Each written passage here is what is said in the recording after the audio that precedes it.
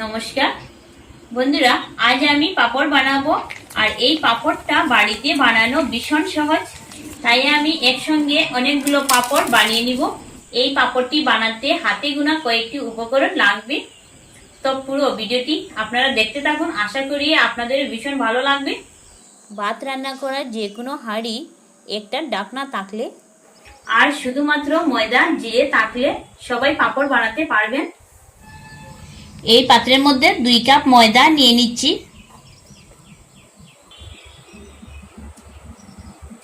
পরিমাণ মতো নুন, খানিকটা কালো জিরে, 1 চিমটি জোয়ান, একই পরিমাণ মতো গুল লঙ্কা গুঁড়ো দিয়ে দিচ্ছি। পরিমাণ মতো জল দিয়ে দিচ্ছি ব্যাটারটা গুলে নেওয়ার জন্য। ময়দাটা ভালো মতো জলের সাথে মিশিয়ে নিব।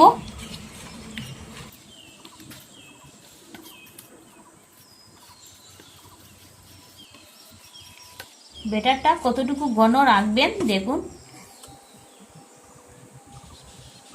আরো ভালোভাবে ভুজার জন্য দেখুন চামচের গায়ে পুরো ব্যাটারটা লেগে আছে। মিশ্রণটাকে সঠিক ঘনত্বে আনার জন্য 30 থেকে 40 মিনিট আমি রেস্টে রেখে দিব। হাঁড়িটা উনুনে চাপিয়ে দিলাম, জল দিয়ে দিচ্ছি হাঁড়ির মধ্যে।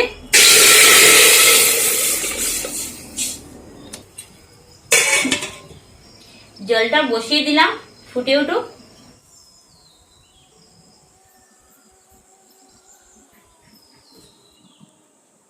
সবকিছু জোগাড়জান্তি করতে করতে কিন্তু অনেকটা সময় পেরিয়ে গেল। ব্যাটারটা প্লেটে নেওয়ার আগে আমি ভালো মতো আবারও গুলে নিচ্ছি। একটা সুতির কাপড়ে সাদা তেল নিয়ে এইভাবে প্লেটের মধ্যে ব্রাশ করে নিতে হবে। তেলটা যেন বেশি না হয়, শুধুমাত্র লাগিয়ে নেওয়ার প্রয়োজন। এখন 1 চামচ ব্যাটার ওই তেল মাখানো প্লেটের মধ্যে নিয়ে নিচ্ছি। তারপর আস্তে আস্তে ঘুরিয়ে নিব।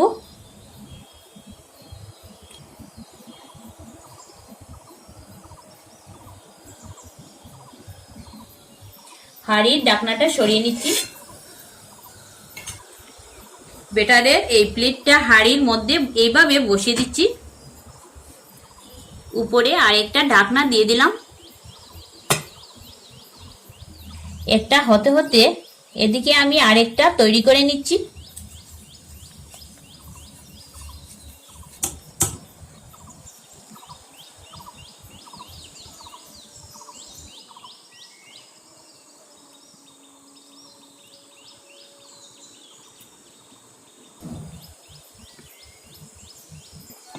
ঢাকনাটা এখন আমি সরিয়ে নিচ্ছি।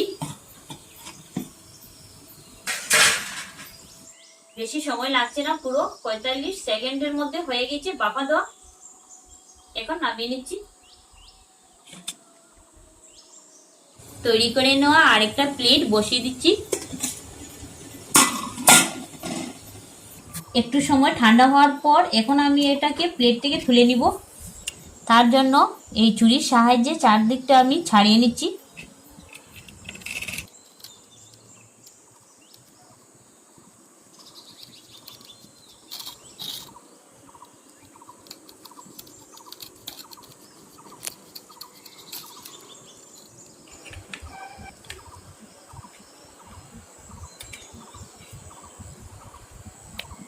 তো দেখুন কত সুন্দর প্লেট থেকে উঠে গেল। প্রত্যেকটা কিন্তু এইরকম সাইজের বানিয়ে নিতে হবে। অপরদিকে হাতের আঙ্গুল দেখা যাচ্ছে।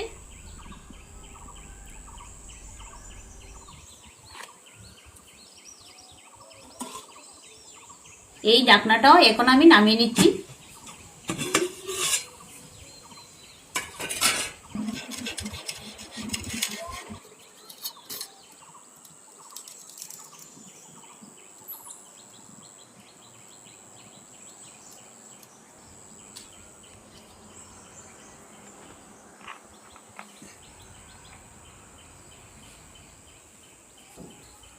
এখন এগুলোকে পুরো 2 দিন রোদ্রে তাপে শুকিয়ে নিব, তারপর আপনাদেরকে ভেজে দেখিয়ে দিব।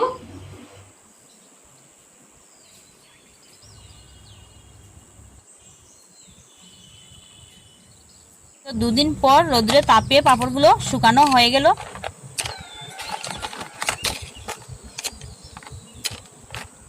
রোদ্রে তাপে শুকানোর পর পুরো এমনটাই হবে।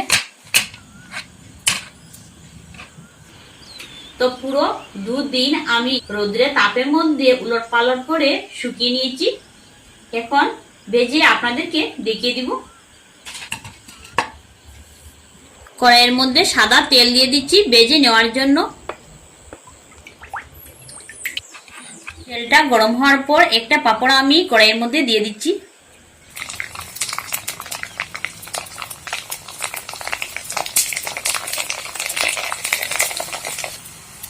দেওয়ার সঙ্গে সঙ্গে দেখুন কতটুকু ফুলে বড় হয়েছে। একটা ভাজা হয়ে গিয়েছে, নামিয়ে নিচ্ছি।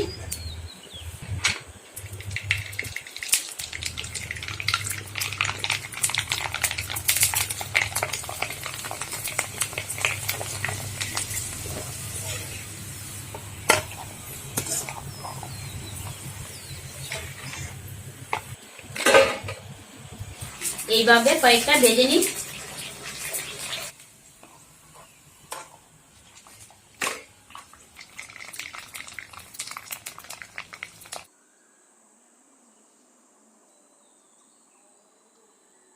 অল্প কয়েকটা ভেজে নেওয়াতেই পাঁপড় একজুড়ি হয়ে গেল।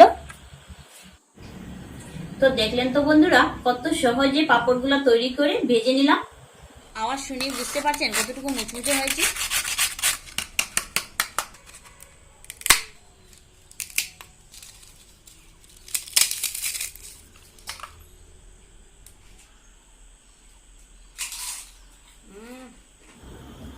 এই পাঁপড়টা অন্য পাঁপড় থেকে সম্পূর্ণ আলাদা, খেতেও অনেক সুন্দর লাগছে। পাঁপড়টা আপনারা কিন্তু যতটুকু প্রয়োজন ভেজে নেবেন। ভেজে নেওয়ার আগে কিছু সময় রোদ্রে তাপে রেখে তারপর ভেজে নেবেন। তো ভিডিওটি ভালো লেগে থাকলে চ্যানেলটি সাবস্ক্রাইব করে আমাদের পাশে থাকবেন। ধন্যবাদ সবাইকে।